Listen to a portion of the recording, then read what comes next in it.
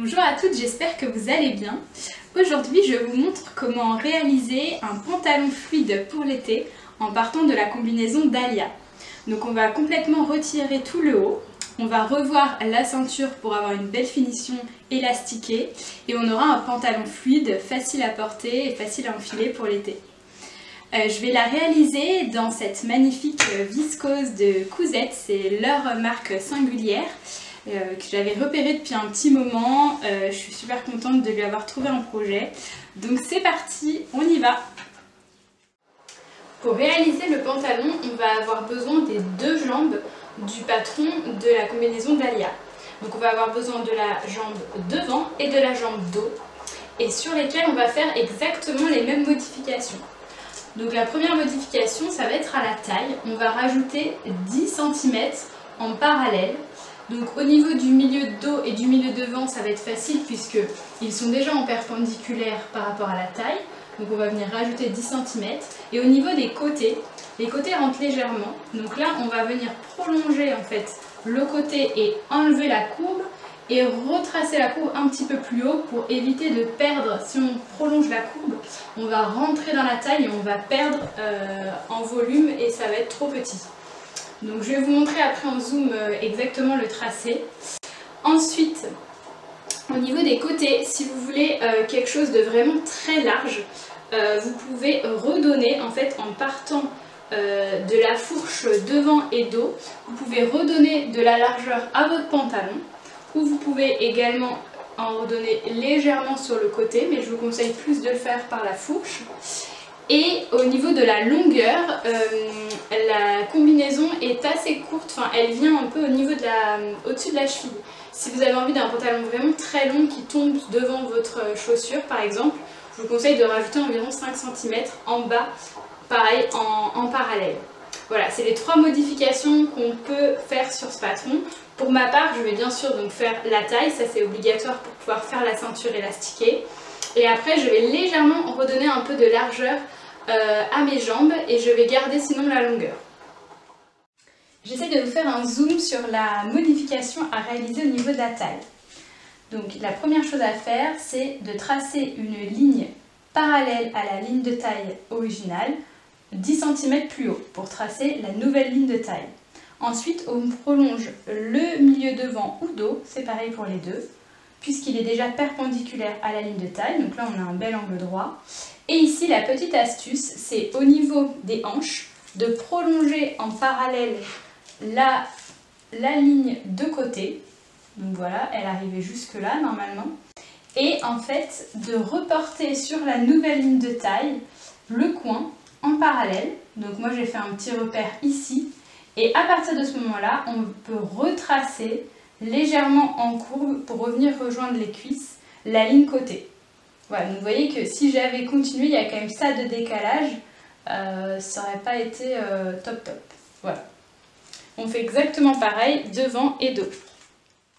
Et je vous montre aussi au niveau des jambes. Donc j'ai fait la même modification pareil pour le devant et le dos.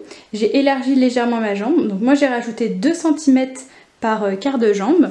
Donc ici, je n'ai pas du tout touché à l'autre côté, j'ai vraiment juste rallongé, donc c'est au niveau de l'entrejambe. Donc j'ai rajouté 2 cm et ici, je suis venue rejoindre mon angle droit au niveau de la fourche. Voilà, c'est vraiment important de garder ce point-là et de venir après rajouter sa valeur comme ceci. Et au niveau du bas, j'ai gardé la même longueur, donc j'ai pas touché, je vais rejoindre ici en angle droit. Et avec la chute qu'il me reste, je vais réaliser une petite ceinture puisque j'aime bien mettre des ceintures sur mes bas ou après je les mets dans mes chapeaux, etc. Donc je vais faire deux bandes de 6 cm de hauteur et pour la longueur, je vais prendre en fait tout le tissu au pli 2 fois.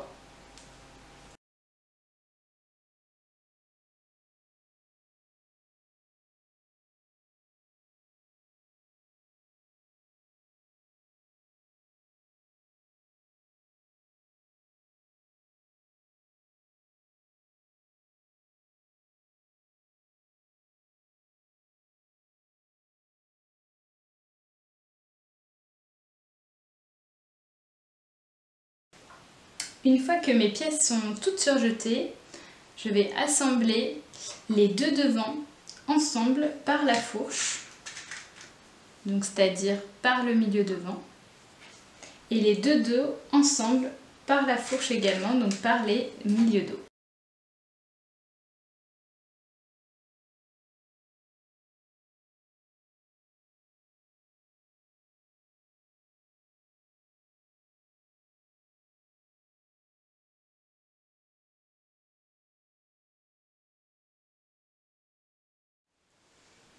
Une fois que j'ai mon devant et mon dos assemblés en un seul morceau, je vais les superposer endroit contre endroit et je vais venir piquer les côtés, l'entrejambe, voilà, et l'autre côté.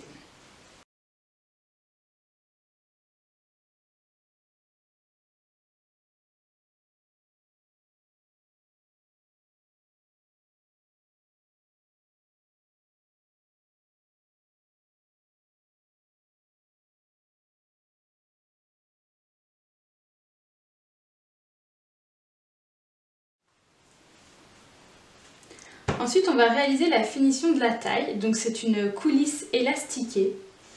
On va commencer par faire un premier petit rentré de 1 cm, tout le tour de la taille.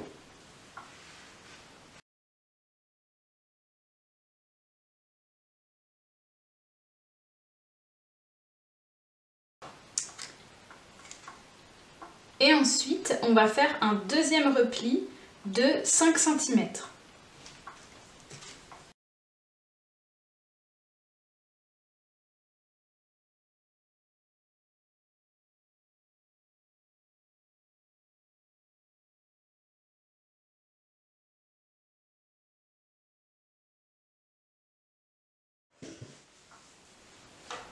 Puis je viens piquer tout le tour de taille sur l'endroit. Une première piqûre à 2 cm du bord et une autre piqûre à 5 cm du bord.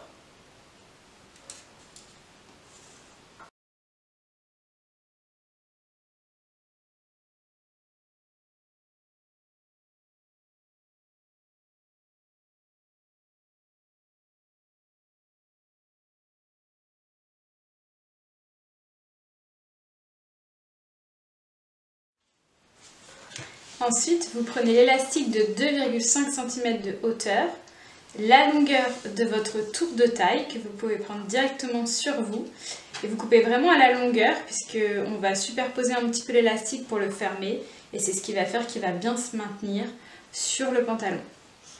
Donc on retrouve le trou qu'on a laissé, alors il est là, et on vient insérer l'élastique dans notre coulisse.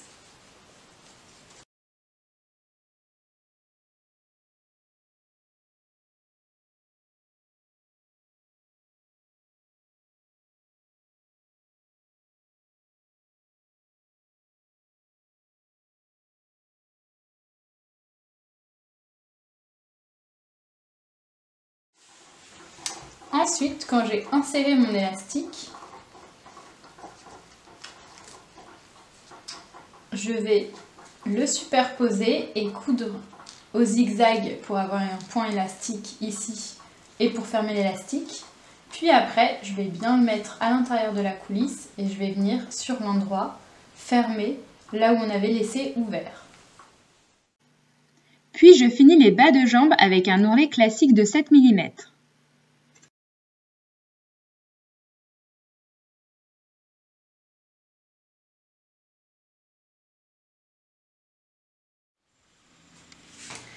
Enfin, je vais réaliser la ceinture. Je vais placer mes deux ceintures endroit contre endroit. Je vais les assembler par un côté.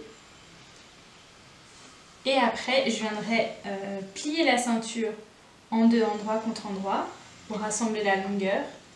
Et ce sera terminé.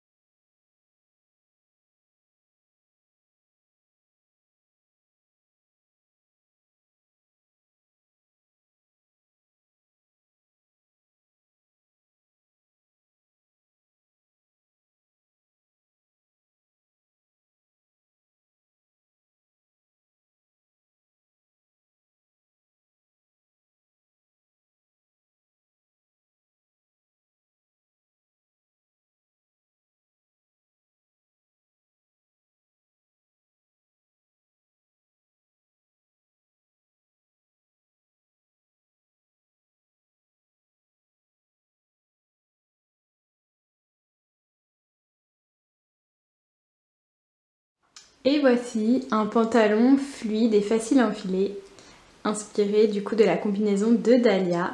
J'espère que la cousette vous a plu. À très vite!